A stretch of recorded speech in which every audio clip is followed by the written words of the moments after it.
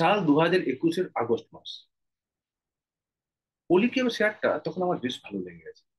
শেয়ারটা দাম বাড়ছে, রেজাল্ট ভালো হচ্ছে, কিনবো বলে ভেবেছি। তো সে সময় আমি 1800 টাকাতে একটা জিটিটি দিয়ে রাখি যে ওটা আমি কিনবো। তখন টাকা পয়সা অতটা ছিল না। তো আমি 20টার জন্য একটা জিটিটি দিই যে 1800 টাকা হবে, 36,000 টাকা দামে একটা একটা লট আমি কিনবো পলিক্যাবের। কিন্তু জানেন কি, ওই শেয়ারটা 1830 থেকে ফিরে যায়, 1800-তে আর আসেনি। আসলে স্টক মার্কেটে তো স্টকটা জেনে বসে নেই যে উনি 1800 টাকায় কিনবেন, চলুন 1800-তে গিয়ে ওনার জিডিটি ফায়ার করে আসি। তো সেটা আমার ক্ষেত্রে হয়নি, এবং আমি শেয়ারটা কিনতে পারি। এবং সত্যি কথা জানেন কি, ওই শেয়ারটা আমি আজও কিনে উঠতে পারিনি, এবং সেই আফসোস আমার আজও রয়ে গেছে। আজ সেই শেয়ারটা 7100 টাকাতে এখন দান করছে। মানে এই লাস্ট 3 বছরে 4 গুণ রিটার্ন দিয়েছে, 1800 থেকে 7200, 7100। বুঝুন, তো এর থেকে আমি কি শিক্ষা নিলাম? যে যদি কোনো শেয়ার যদি ফেয়ার প্রাইস আমরা পেয়ে থাকি, জিডিটি ফায়ার নাও করে 2-1 পয়েন্ট উপরেও থাকে, আমাদের কিন্তু কিনে নেওয়া উচিত। কারণ শেয়ারটার রেজাল্ট ভালো করছে, শেয়ারটার ভবিষ্যৎ ভালো। সুতরাং কোনটা যে সঠিক রেঞ্জ, এটা বলার তো কেউ নেই। আমি না, আপনিও না, কেউ না। সুতরাং মোটামুটি একটা ভালো রেঞ্জ পেলে একটা ভালো শেয়ারকে কিন্তু অ্যাকোমোডেশন করে নেওয়া যায়। এটা হলো আমার প্রথম ভুল। দ্বিতীয় ভুল হলো ফিয়ার অফ মিসিং আউট। এটা 2021-এর অক্টোবর মাস। আইআরসিটিসি সবে স্প্লিট দিয়েছে এবং হু হু করে ছুটে চলেছে, ওই বুলেট ট্রেনের মতো ছুটে চলেছে। এবং লোকজন সে আমি খেয়ে পড়ছে, মানে আমলে পড়ছে, কিনে নিতে হবে। তো আমরাও 3 বন্ধু আমরা নিজেদের মধ্যে আলোচনা করতাম যে কোন স্টকটা কেনা যায়, কি করা যায়। তো তখন অলরেডি তখন দ্বিগুণ হয়ে গেছে। তখন 825 এখন দাম চলছে। আমি বলছি 825টা ফেয়ার প্রাইস, কিনে নাও কিনে নাও। আমি তো 825-এ কিনেছি, আমার বন্ধু 850, 950 টাকাও তো শেয়ারটা কিন্তু কিনে গেছে। তো তারপর যা হয়, শেয়ারটা পরবর্তীকালে নেমে আসে 450 টাকার কাছাকাছি। এবং সেই ভ্যালু ফিরে পেতে সময় লাগলো 18ই আগস্ট 2023। 18ই আগস্ট 2023-এ আমার ওই 815 দামটা কিন্তু শেয়ারটা ফিরে ফিরে আসে। সুতরাং এই ফিয়ার অফ মিসিং আউট মানে মানে ট্রেন ছেড়ে চলে যাচ্ছে, লাফিয়ে কোনো রকম ভাবে উঠতে হবে, এইভাবে মার্কেটে কাজ করা যায় না। মার্কেট হলে আপনাকে ধীরস্থ হতে হবে। ওই যেটা বাড়ছে খুব বেড়ে গেছে যা সেগুলোকে কিন্তু আপনাকে নিয়ে সচেতন থাকতে হবে। কারণ ওদের কারেকশন হওয়ার চান্সটা ঠিক ততটাই, যতটা হুড় করে বেড়ে চলেছে। তো ওখানে আপনার সেফটি খুব কম। তাই ফিয়ার অফ মিসিং আউট থেকে কিন্তু বেরিয়ে আসতেই হবে। তৃতীয় ঘটনা হলো, এটা 2021-এর এপ্রিল মাস। একটা সিক্লিক্যাল স্টক, গ্রাফাইট ইন্ডিয়া। তখন আমি এপ্রিলে কিনেছিলাম 615 টাকা। তারপরে সেটাকে আমি কিনে এসেছি এভারেজ ডাউন করতে করতে, সেটাকে আমি 522-এ নিয়ে এসেছি।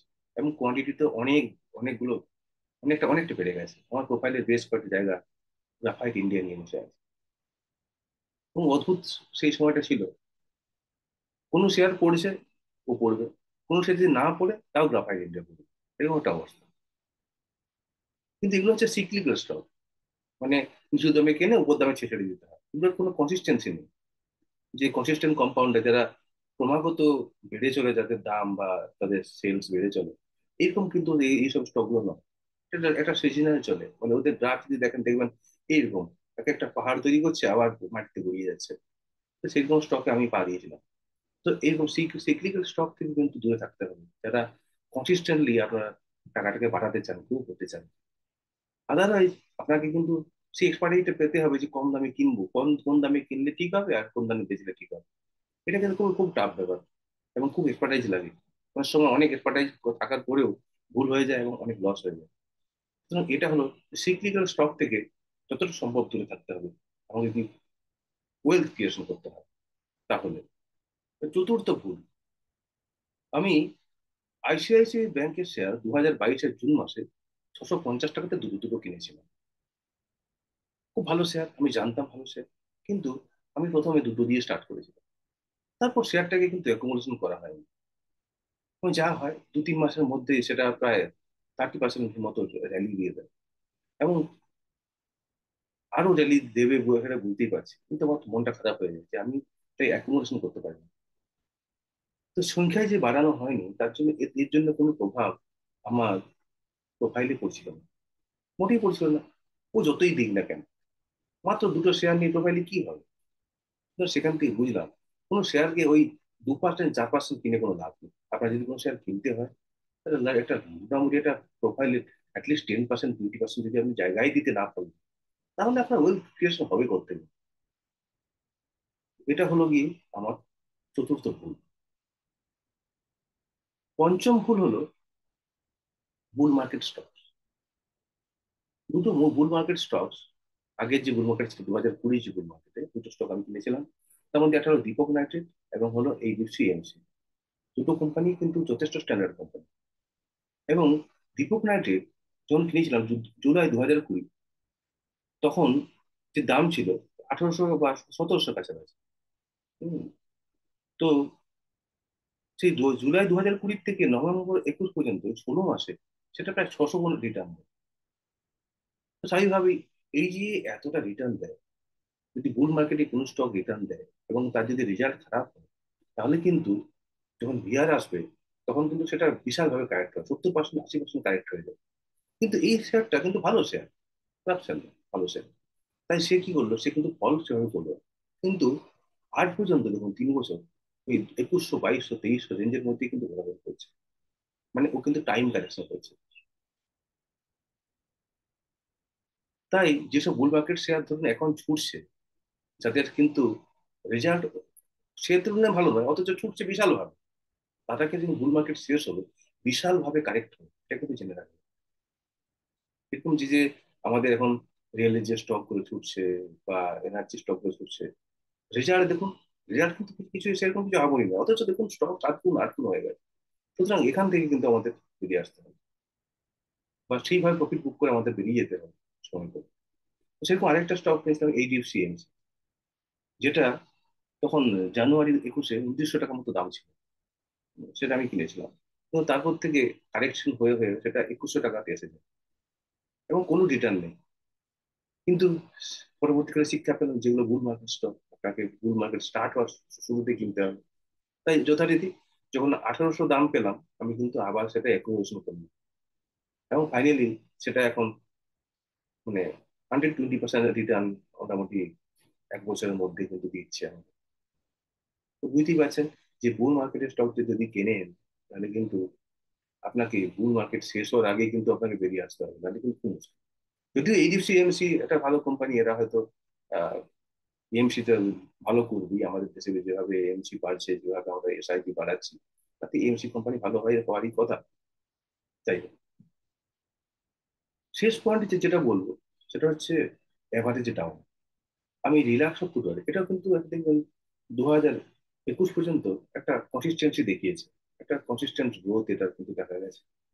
তো 2021-এর দাম ছিল 1150, তারপরে 1150 থেকে দাম বেড়ে 1300, 1400 পর্যন্ত যায়।